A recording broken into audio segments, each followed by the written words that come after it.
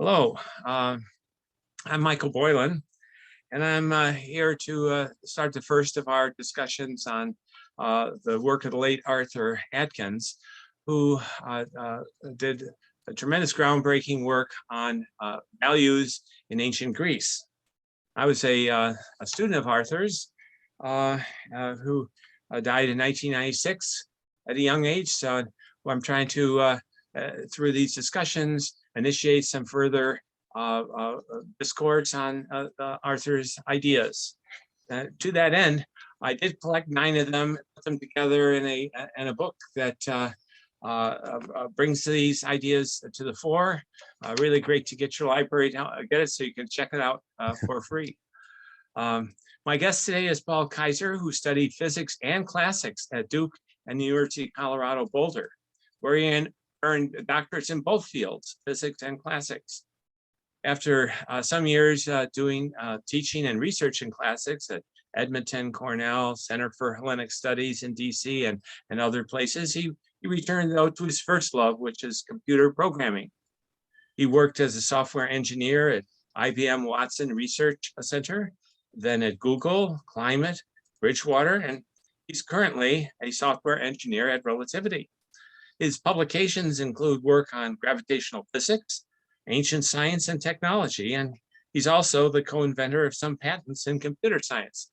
So we're really happy to have Paul, and he's going to be starting out on chapter 3 from Arthur's book, which talks about the Euripides plays Hecuba and Herakles Furens. So take it away, Paul. Well, thank you, Michael. That was very kind of you.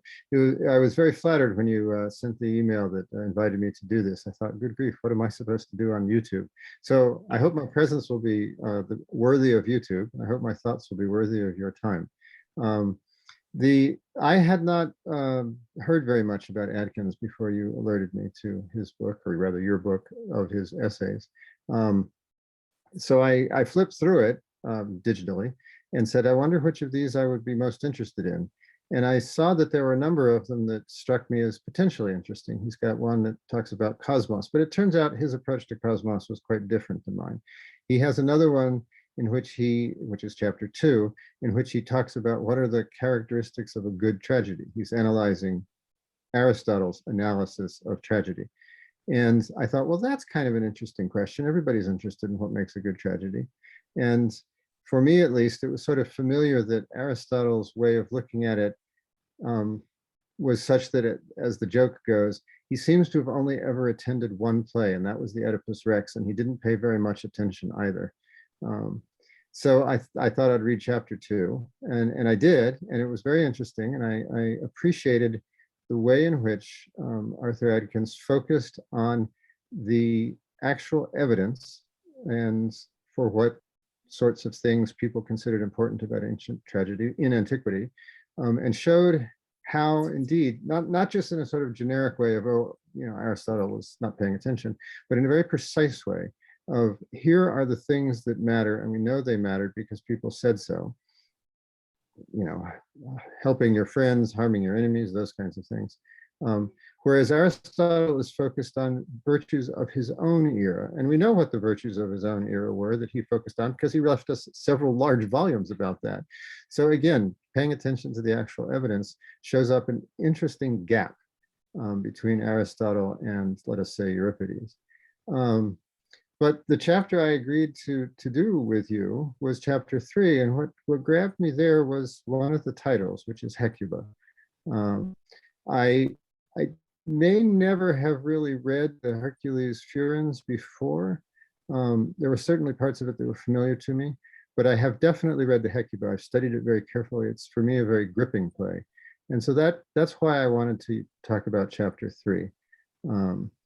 And when I read the Hercules this time, whether I've read it before or not, doesn't matter, I thought to myself, Adkins didn't pick these 2 tragedies at random out of the giant oeuvre of Euripides. There's really quite a lot of Euripides. These 2 tragedies share a number of features, at least as I read the tragedies. I reread the Hecuba, of course, for this, and read the Hercules Furens a couple of times, mostly in translation. although my work with the Hecuba was definitely with the Greek itself. So yeah, that was why I was interested in the particular piece of the book you have put together that I was, chapter 3 on the Hecuba and the Hercules. And I think you had some questions you wanted to ask me about that chapter, or at least my reaction to it. Yes.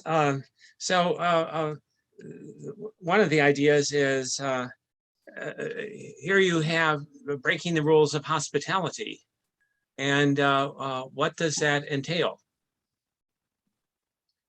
Right. Well, the moment when a rule of hospitality is invoked as having been broken in the Hecuba, at least, is where Hecuba learns that her alleged close friend Polymestor has killed her own son and taken the gold that was left with him as a kind of down payment on protection, I guess.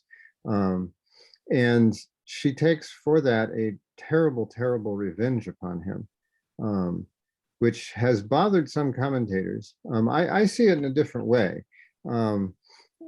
Another thing that, and to explain how I see it, another thing which has bothered a lot of commentators is that the play seems to divide into two. In the first half of the play, it seems to be all about the sacrifice of Polyxena to the ghost of Achilles, which the ghost of Achilles has appeared to some priest and the army has voted and so on. And there's nothing Hecuba can do about that. She's literally powerless in the face of Agamemnon's demand. Polyxena takes the unusual and problematic for many commentators response that, well, go ahead, just kill me. I want to die. I want to die as a free woman, not as a slave. And this is the way I can do that. And then in the second half, as people see it, along comes a servant who has just found her son's body rolling in the ocean waves. So not only did it turn out that her friend, her alleged friend, Polymestor, betray her by killing her son, he violated further rules by not burying the body. Greeks of the era, as of course you know perfectly well, one of the things in which they were very heavily invested is that after a battle, when two enemy armies were trying to kill each other, there was always a moment when the losers were allowed to, under truce, collect the bodies of their fallen, always. And to leave somebody unburied was one of the most terrible things you could do to them and their body. It's one of the great fears of sailors, for example, that their bodies would never be buried. So this is a very terrible thing brought on stage. And then Hecuba exacts her terrible revenge. To me, all of these things, the break in the play, the two different disasters, Agamemnon's role, Polymestor's activity, all cohere very nicely, it seems to me. Nice is perhaps the wrong word. They cohere very sharply and powerfully and jaggedly. And the word under which I file this coherence is powerlessness. And my little sort of aphorism for this play is powerlessness corrupts. So she has been deprived of everything in her life. And this is emphasized repeatedly throughout the text. She's been deprived of everything. Her husband has been killed. Her town has been destroyed. Everything she owned, everything she was has been taken from her. All she has left is her daughter, and then the play takes her daughter away from her. Well, she still has her son, hiding under the protection of her friend. Turns out her friends took her son away from her. She's got nothing and less than nothing left. And what happens? She exacts this terrible revenge. She tricks him and his attendants to coming into her tent, where she's a slave, and they deprive him of his weapons by playing around and pretending, oh, let me see this sharp sword. Oh, that's such a great sword.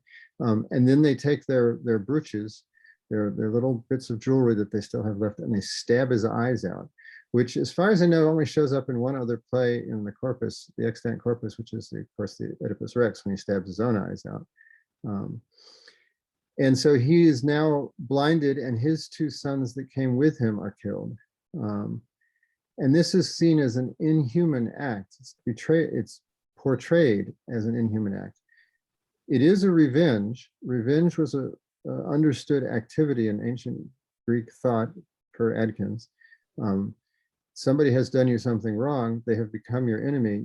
It is not only perhaps right and just, but even expected that you would take revenge and seek recompense within certain limits. And she passes those limits. And that's exactly the point, because she's been dehumanized. She's been corrupted by her own powerlessness. And then the play ends up with a prophecy, which you couldn't possibly stage in ancient Greece.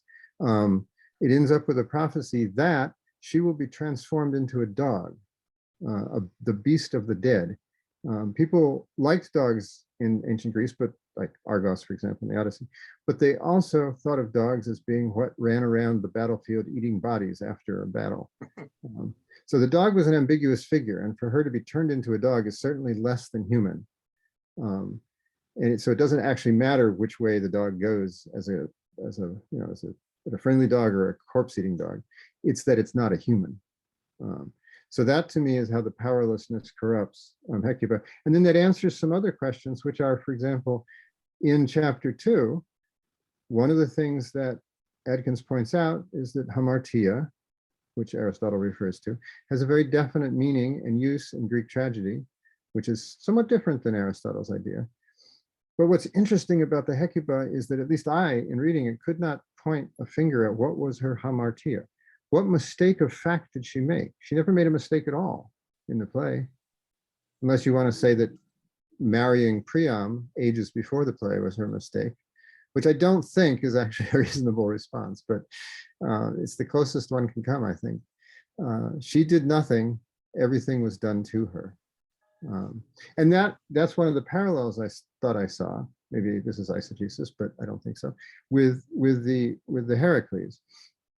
Herakles is a very different character than is Hecuba, but in the same sort of way, in the first half of his play, he is attacked by a tyrant, not Agamemnon, Lycus, and he's attacked in the person of his family. He comes back just barely in time to save them and to kill off Lycus. And so you think, oh, this is going to be another Herakles play, the hero wins. But then he is driven mad by an act of the gods. It's very explicit. There's nothing he did that drove him mad. He didn't drink bull's blood or something. He didn't violate some religious stricture and look at something he shouldn't have looked at, like Medusa's head, which I know would turn him into stone, but I'm just saying some horrible thing that he shouldn't have done. Rather, he just was Herakles, and Hera was angry at him because of something his dad did, not something he did. So again, if there's a hamartia here, it's choosing the wrong father, which is a little hard, actually. So yes, Iris and Lyssa come and say that they are going to drive him mad, and sure enough, they do, of course, because the will of the gods can never be broken. And the result is that he kills his entire family and doesn't even know that he's done it. Where again, notice that the hamartia is removed. If he had killed his family and knew that he had chosen to do it, you could say, oh, there's the mistake. But it can't be his mistake. It can't be his hamartia if some divine being whom he is by definition unable to resist drives him mad to kill his wife and children. This is like the Ajax, where Athena drives Ajax mad. It's not his fault. It cannot be. It is Athena's act.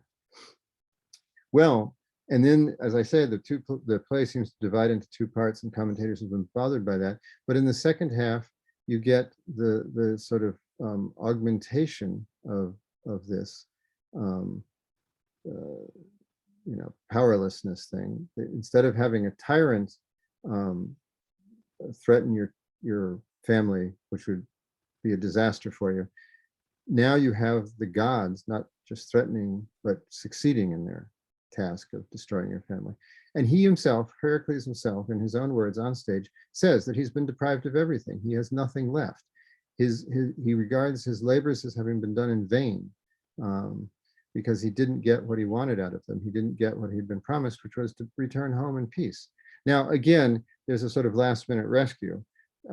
Theseus comes and says, all right, look, why don't you come live with me?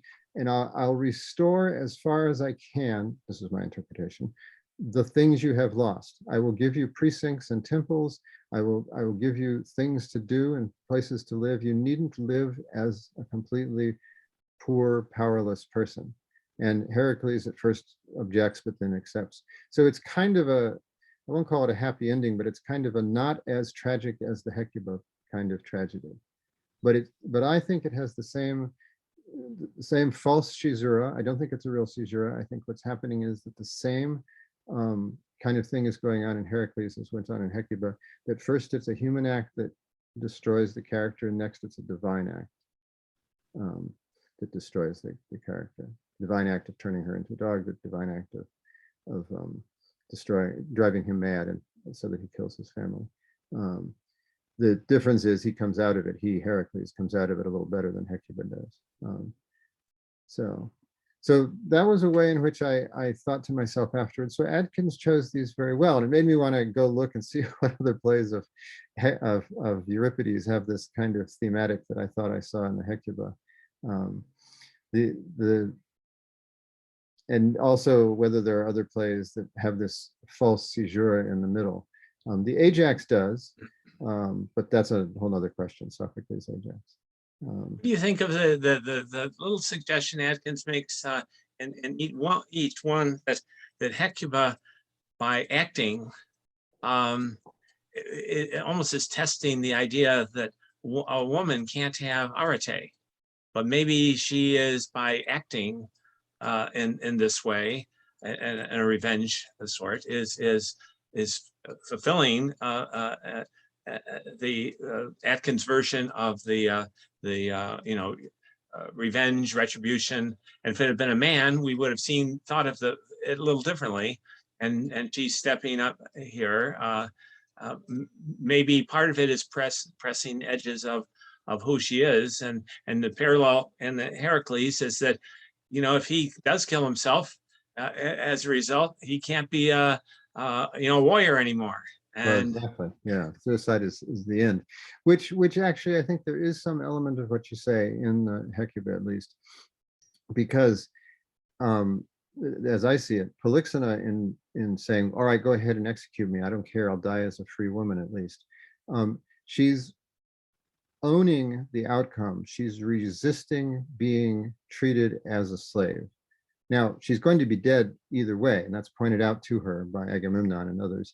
But nevertheless, because she goes willingly, she has done some kind of thing which amounts to a choice. It amounts to some sort of internalization of the locus of control. I know those are not ancient categories, but I think that that's nevertheless a not improper way of looking at it. And we know that the army respected that because they gave her a grand and glorious funeral pyre. And the words that are reported include some of the men scolding others of the soldiers who weren't helping rapidly and eagerly enough to build up this funeral pyre.